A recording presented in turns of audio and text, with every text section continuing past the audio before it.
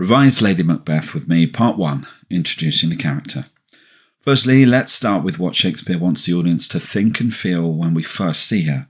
Her first words are actually Macbeth's. He's written her a letter telling her about the witch's prophecies, so we get to see and hear her reaction to this.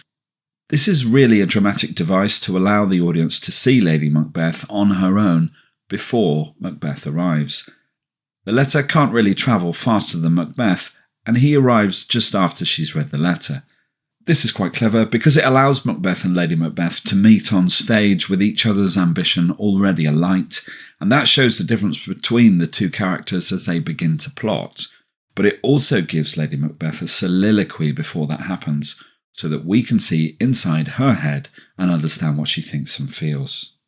The first words that she utters are, "Glamis thou art, and Cawdor, and shalt be what thou art promised, yet I do fear thy nature.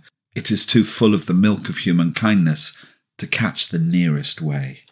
The first part is a reference to the prophecies, and I've explored some of the intricacies around that in the video I'll link up here called What is Macbeth's Fatal Flaw?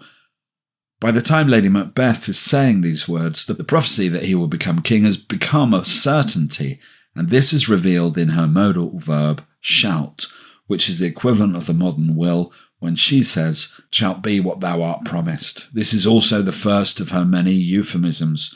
A euphemism is when we substitute a word for something else, usually because we can't bring ourselves to say the very thing we mean for a particular reason, usually shame or embarrassment. Here, the character talks about what thou art promised rather than the more explicit, "you will become king." It's more obvious when she talks about what needs to happen to become king. She says, Macbeth is too good to catch the nearest way. The nearest way, the shortest way, the most direct way to become king is to kill Duncan and steal the throne. But she uses euphemisms instead, as the ugliness of regicide is just too much to admit. We therefore see the characters conflicted, wanting Macbeth to be king, but we're also presented with that being against her own nature, and indeed the natural order of things. She represents chaos, and she is bringing chaos to the world of Scotland. Her feelings about Macbeth, that he's too full of the milk of human kindness, has become part of the vernacular everyday language. You'll find this quotation in lots of different cultural texts, including the game Fallout 4, which I played a few years ago, and there's a super mutant called Strong who finds a copy of Macbeth and misunderstands the quotation and tries to search for the milk of human kindness. World is go find milk of human kindness with Strong. For Lady Macbeth, the milk of human kindness is a rebuke for Macbeth. Make sure this is on a flashcard for your Macbeth quotations and practice exploding it. This is where you write out as many different and useful things that you can think of around the quotation. You can include, "It's further evidence that Macbeth is a good man" at the start of the play, along with brave Macbeth. Lady Macbeth recognises Macbeth's purity in this quotation. The milk symbolises innocence and purity.